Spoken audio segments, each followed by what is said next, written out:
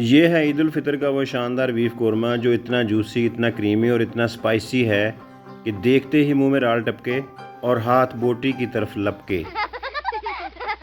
गोश्त ऐसा कि मुंह में जाते ही पिघल जाए और सीधा दिल में उतर जाए। जो ही शराफत अली ने बड़ी इज्जत से गरम गरम कोरमे की तरफ हाथ बढ़ाया, बोटी ने फौरन 440 वोल्ट का झटका लगाया। लेकिन इस T20 मुकाबले में जीत आखिरकार मेरे भतीजे की हुई। वेल डन शराफत अली। बिस्मिल्लाहिर्रहमानिर्रहीम। अस्सलाम वालेकुम। मैं ज़िया हैदर हूँ।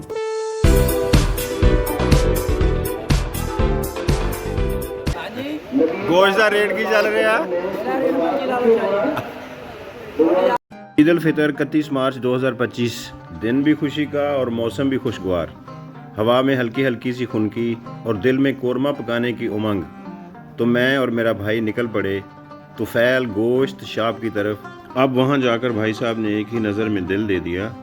जी नहीं, किसी हसीना को नहीं बल्कि दस्ती के गोश्त को। और फिर तुफैल को बड़े प्यार से कहा, भाईजान गोश्त ऐसे काटना जैसे हलवाई बर्फ़ी काटते हैं।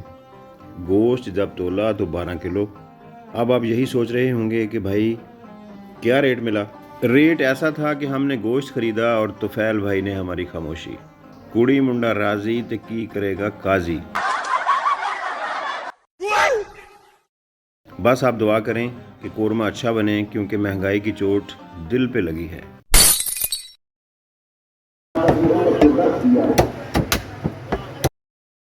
गोश्त लेकर जैसे ही हम घर पहुंचे, लगा जैसे हम कोई मुहिम जुई करके वापस आए हों। सब छोटे बड़े बुजुर्ग ऐसे इंतज़ार में थे जैसे हम उनके लिए गोश्त नहीं मन्नो सलवा लेकर आए हों। सवैयाँ और चाय ने सबके जायके को इतना मीठा कर दिया था कि अब लग रहा था जैसे घर वालों की ज़ुबानों को नमक मिर्च मसाले की अशद ज़रूरत है, जिसके खाने के बाद उनके कानों से धुआं निकले।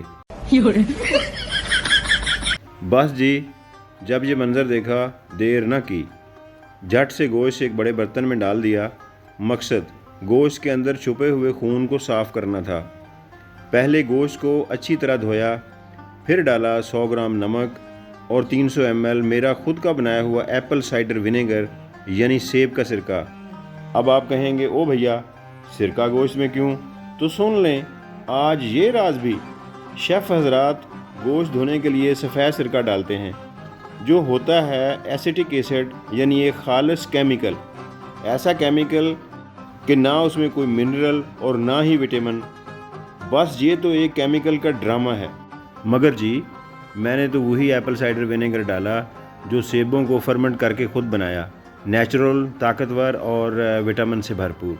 इस सिरके से गोश्त ऐसा जूसी और लजीज हो जाएगा कि बोटी आपके मुंह के अंदर घुल जाएगी। खून आलूद पानी ड्रेन आउट करने के लिए अगले ही लम्हे गोश्त को एक छलनी में डाला गया। देखें, साफ़ सुथरा चमकता दमकता गोश्त तैयार है। अब तो गोश्त भी कह रहा है, सेल्फी ले लो मेरी भाई। 12 किलो गोश्त में से आधा गोश्त तो फ्रिज के हवाले कर दिया और बाकी आधे गोश्त से शुरू होने वाला है ईद उल फितर कोरमा। एक बड़ा सा पतीला लिया, लकड़ी की आग जलाई। भाई मेरे बच्चों ने तो मुझे दूर से टाटा किया और आग के करीब जाने से पहले अपनी अम्मी से बीमा करवा लिया। 6 किलो गोश्त डाला। ऐसा साफ शफाफ हल्का गुलाबी रेड मीट बना, पिंक मीट, हमारी ख़वातीन का पसंदीदा कलर। जैसे एक औरत कुर्बानी के लिए जानवर लेने गई और व्यापारी से कहा, भाई पिंक कलर का बकरा दिखाओ। फिर डाला गया 2 लीटर पानी, 1 किलो कटी हुई प्याज और 100 ग्राम लहसुन की साबुत कलियां। वो ऐसे लग रही हैं जैसे वलीमे में ससुराल वाले बोस्की कलर के सूट पहनकर दाखिल होते हैं। अब इंतज़ार है पानी को उबाल आ जाए और जायका अपनी ज़ुबान खोले। पानी को उबाल आने तक हमने कहा, चलो लकड़ियाँ भी काट लेते हैं ताकि पतीले के नीचे आग बुझ न जाए। घर के सहन में नज़र दौड़ाई तो देखा एक तरफ आरी चल रही है और दूसरी तरफ मुर्गियाँ कैट वॉक कर रही हैं और मेरी अम्मा चाय में चीनी ज़्यादा डालकर कह रही हैं, आज जायका कुछ निराला है। हिम्मत कर। शाबाश शाबाश शाबाश। मैं 1752 गया 1752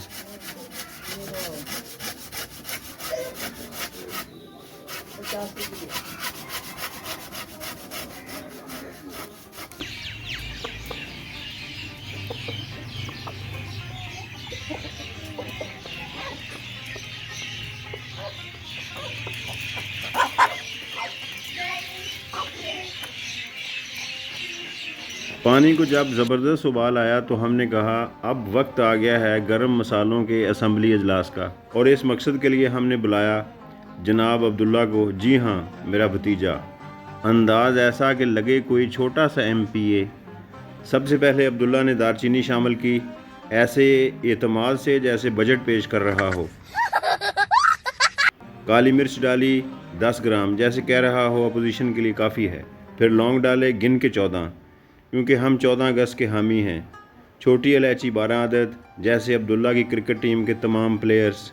और बड़ी इलायची सिर्फ 4 अदद, क्योंकि ये वजारतें हैं, सबको थोड़ी मिलती हैं। आखिर में डाला नमक। यूं ही मसाले ने खुशबू छोड़ी, लौंग और इलायची ने पतीले में अक्सरियत हासिल कर ली, तो अब्दुल्ला ने चुपके से असम्बली की कार्रवाई छोड़ी।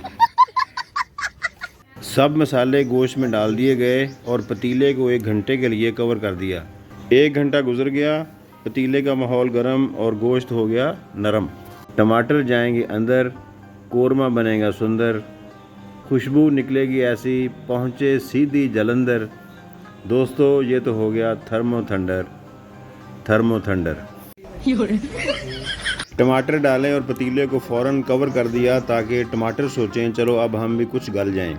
दूसरी तरफ ब्लेंडर में 30 हरी मिर्चें दरमियाने साइज़ की डालीं और साथ ही 700 ग्राम दही, घर का जमाया हुआ, ना ज़्यादा खट्टा और ना ही ज़्यादा मीठा। और फिर वही हुआ जिसका डर था, हरी मिर्च हरी ना रही और दही दही ना रही, दोस्त दोस्त ना रहा, प्यार प्यार ना रहा। सुनिए।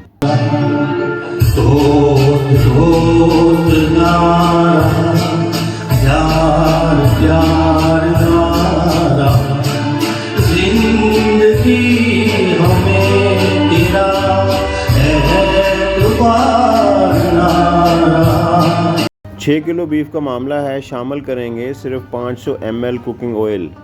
जी हाँ, सिर्फ 500 ml, क्योंकि इस बीफ के अंदर भी इतनी ही चर्बी छुपी हुई है। देखें, वो पिघल कर ऊपर आ चुकी है। लाल मिर्च ने की एंट्री। हम तो उतनी ही शामिल करेंगे जितनी हमारी बर्दाश्त है। आपका पता नहीं, कुछ तो बताओ। और हल्दी लाल मिर्च से आधी शामिल करेंगे, मिर्च लगे और हल्दी रंग भी आए जल्दी। अब शुरू हो चुकी गोश्त की भुनाई, यानी वो मुकद्दस वक्त जब मसाले गोश्त के साथ गले मिलने के लिए बेताब हैं। कढ़ाई में चम्मच ऐसे चल रहा है जैसे खाने वाला डाइनिंग रूम की तरफ। रास्ते चाहे कितने ही जिगजैग क्यों ना हों, वो मंजिल पर पहुंच ही जाता है। बुनाई वाले चम्मच की छन छन और मसालों की खुशबू फ़ज़ा को ऐसे मुअत्तर कर रही है जैसे मौसम बहार में परिंदों की चहक और फूलों की महक। जब यही खुशबू अम्मा के पास पहुंचती है तो वो बच्चों को कहती हैं, ओए बाहर खेलने ना जाना, खाना तैयार है। और जब यही खुशबू पड़ोसन के पास पहुंचती है तो वो कहती है, पुत्र ऐ की पका लिया, साडे मुँह विच ते पानी आ गया। गोश्त की बुनाई में सेमीफाइनल में पहुंच चुके हैं। अब इसको देंगे क्रीमी टच। अमेज़ा पहले से तैयार है। जी हाँ, दही और हरी मिर्च का वो भी इसमें शामिल कर देंगे। अब कोरमा फाइनल में पहुंच चुके हैं। खिलाड़ी अनाड़ी सब मैदान में उतर चुके हैं, मगर बैट यानी चम्मच मेरे हाथों में है। अब बोनलेस मीट बॉल्स किसकी प्लेट में आते हैं, चम्मच जाने या फिर चम्मच ही जाने। गार्निश के लिए चॉप किया हुआ अदरक, साबुत हरी मिर्च शामिल करेंगे। अब डिश आउट करते हैं और सच सच बताते हैं कैसी रही हमारी प्रोडक्शन। ये है ईद उल फितर का वो शानदार बीफ कोरमा जो इतना जूसी, इतना क्रीमी और इतना स्पाइसी है कि देखते ही मुंह में राल टपके और हाथ बोटी की तरफ लपके। गोश्त ऐसा कि मुंह में जाते ही पिघल जाए और सीधा दिल में उतर जाए।